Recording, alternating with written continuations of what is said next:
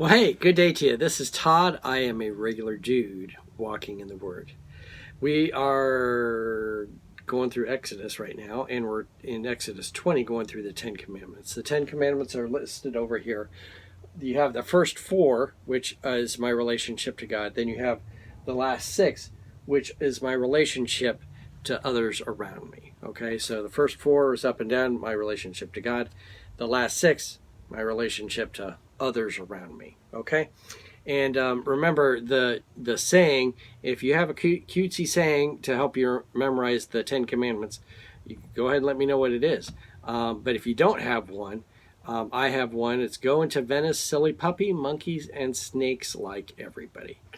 Each of those words, the first letter of each of those words is to help you to memorize what the Ten Commandments are in order. So anyway, and I think I have it on the show notes on the bottom on YouTube that you can look at it there.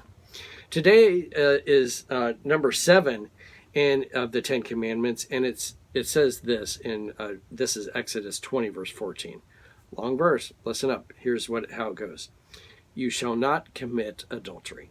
Okay? That's it. Now the thing is, you say to yourself, what you say yesterday, you probably said, I've never committed murder, so that's like no-brainer for me. I got that one under control. And then we get to this one today, and it says you shall not commit adultery. And you go, yeah, I'm good with that. I haven't committed adultery, so yeah, I'm fine with that. We're good. Jesus, however, points out that just saying you shall not commit adultery here, there's more to it than meets the eye. Okay? Someone, say for example, that someone said, hey Todd, are you wearing my fishing hat? And I go, no, I'm not wearing your fishing hat. I'm wearing the fishing hat that God gave me. Or something like that. Or they go, hey, Todd, you wearing my fishing hat? And I'm going, no, I'm wearing your Bucky's fishing hat. We try and twist stuff around when we know the heart of the issue is like we're committing adultery, but we've twisted it all around like, technically I haven't done that part of it, okay? But Jesus brings it all in and shines a light on it and goes, and says, if you're doing all this, it's all adultery. Okay? So let's read. This is taken today from Matthew 5, 27 to 30. And this is another one of those examples, just like yesterday, where Jesus points out that you think and you say, I'm doing this of the Ten Commandments. And in your heart, you're really not. Okay? So Matthew 5, 27 to 30. And it says this. You have heard that it is said, you shall not commit adultery. But I tell you, okay, so he said, you've heard it's commit adultery. And everyone's like, yeah, I don't commit adultery. He says this, but I tell you that anyone who looks at a woman lustfully has already committed adultery with her in her heart. Got me, okay? You're driving down the road, you're driving in your truck, and all of a sudden you see Miss Bikini woman waving at you, and you're like, you're lusting in your heart, okay? Yeah, you might have a hard heart and not bother you, but most men would be lusting in their heart like, oh wow, that'd be great to have her. Okay, you are already committing adultery according to Jesus here, okay? But it doesn't end there. Verse 29, if your right eye causes you to stumble, gouge it out and throw it away.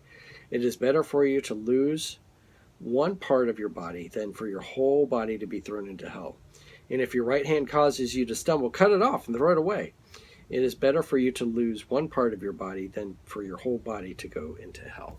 Okay, so Jesus is pointing out here at the end of that passage that you better watch yourself. And if you have to do something drastic, not necessarily cutting off body parts, but if you have to do something drastic like get rid of the computer, get rid of your phone, get a dumb phone, all kinds of things, live out in another place, then do that. Do something drastic so you're not falling into sin like that.